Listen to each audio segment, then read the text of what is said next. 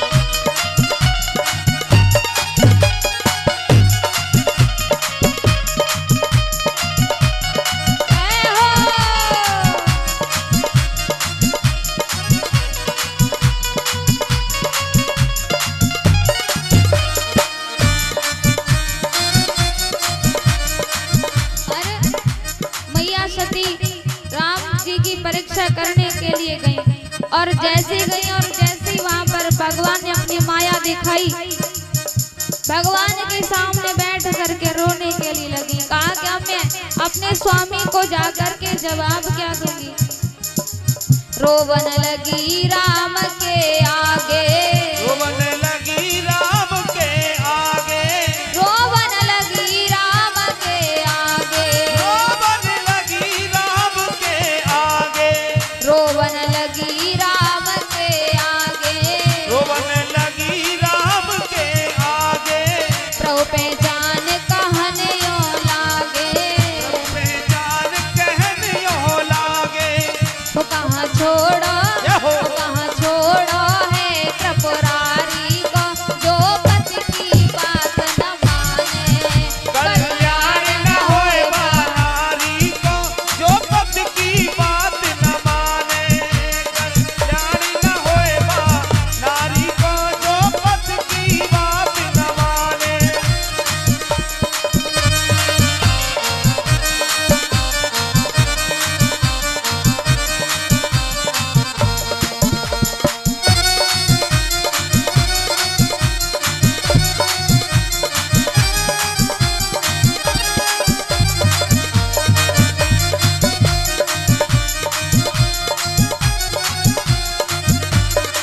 कल्याण न होए बा नारी को, जो पति की बात न माने।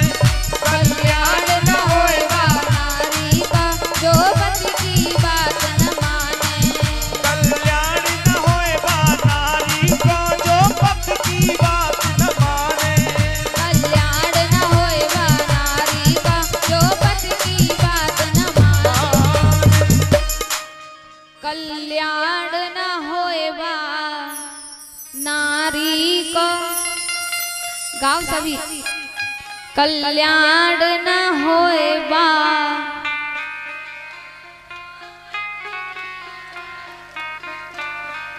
और यदि आप भी अपने पति की बात न मानती होंगी तो आपको भी कल्याण ना होएगा। हाँ, सती की तरह उनका भी कल्याण नहीं हुआ था। उन्होंने अपने स्वामी की नाथ की बात मानी नहीं और उनका कल्याण नहीं हुआ।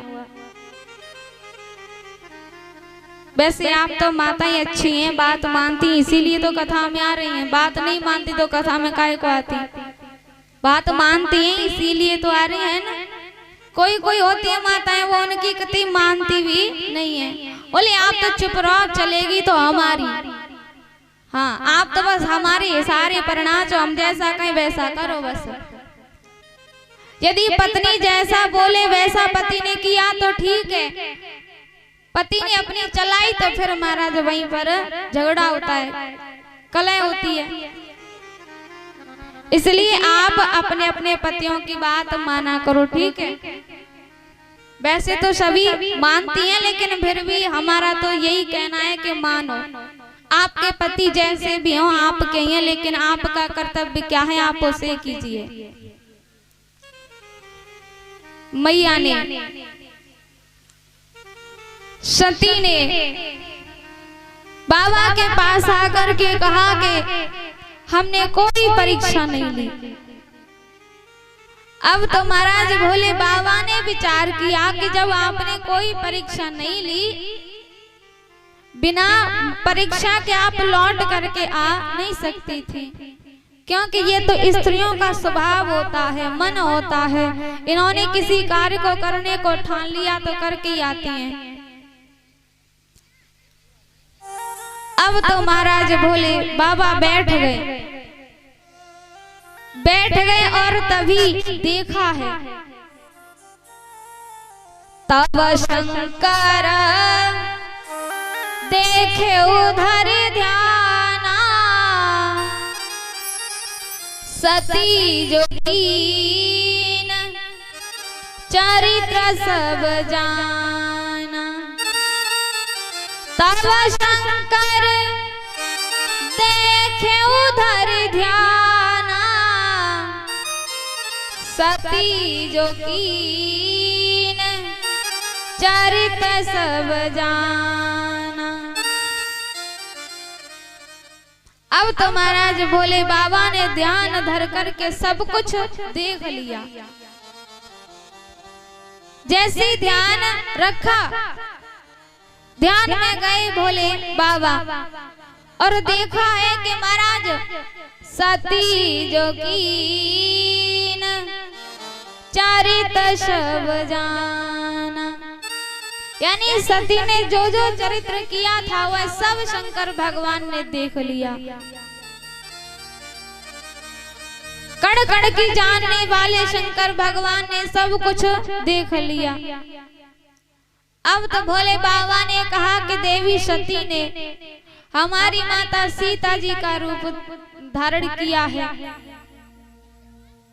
अब तो हम इन्हें आज के बाद कभी पत्नी पति के रूप में कुछ भी भेंट नहीं करेंगे। इन्होंने हमारी मैया सीता जी का रूप धारण किया है, इन्होंने यह तो बिल्कुल भी अच्छा नहीं किया।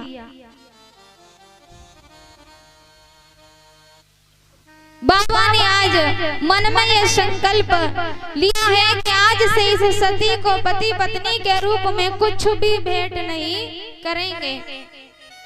और तभी महाराज आकाश वाणी हुई, उसने कहा भाई साहब की जय हो जय हो जय हो, आपने ये संकल्प बहुत अच्छा ही लिया है।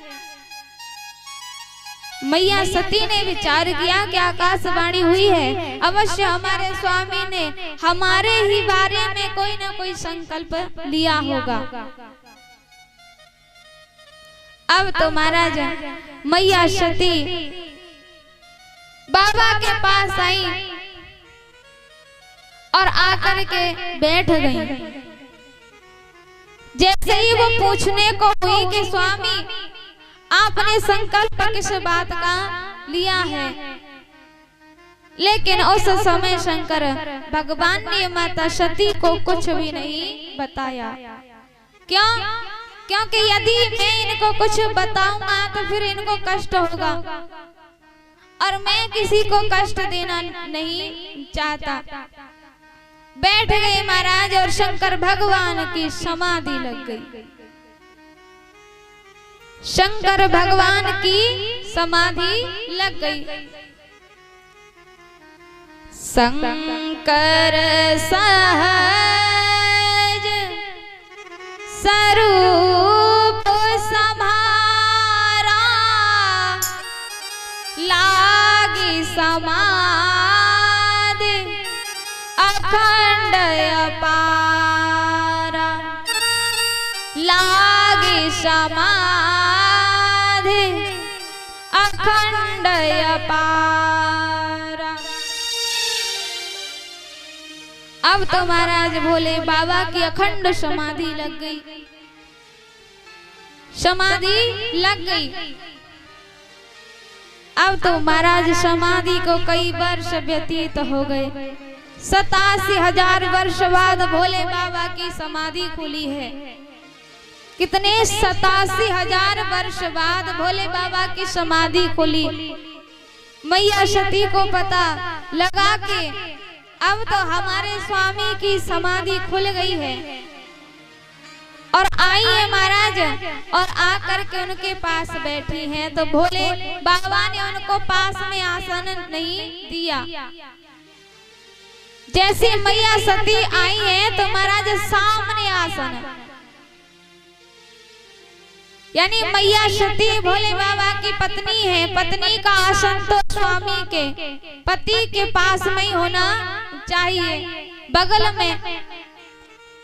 लेकिन भोले बाबा ने मैया सती को आसन तो दिया है, लेकिन सामने सन्मुख आसन दीना, अपने सामने आसन दिया। क्यों दिया? क्योंकि सती ने सीता जी का रूप धारण किया, अब ये सती नहीं है।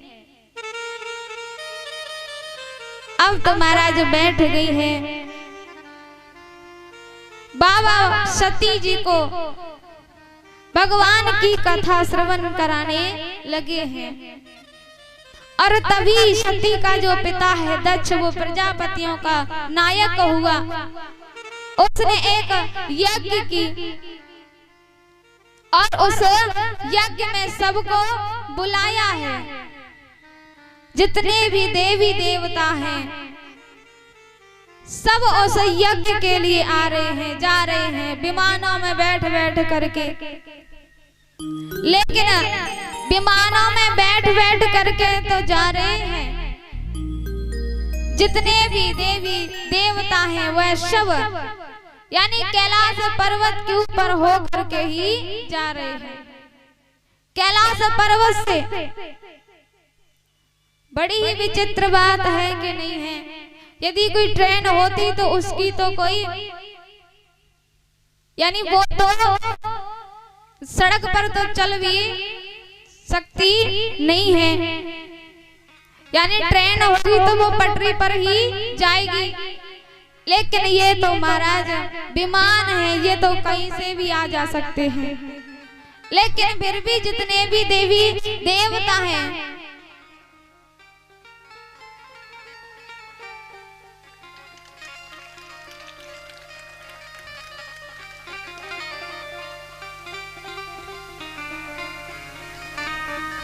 श्री राधे श्रीमान बीकान सिंह और ये भी माला से हमारा स्वागत सम्मान ये करते हैं। भगवान से विनती है कि भगवान इनको हमेशा खुश बनाए रखे और सभी जोरदार तालियों के साथ में स्वागत सम्मान करें। बोली वाके भी हरिलाल की जय, जय जय श्री राधे। आइए कुछ दानी दाताओं के नाम हैं वो इस प्रकार हैं।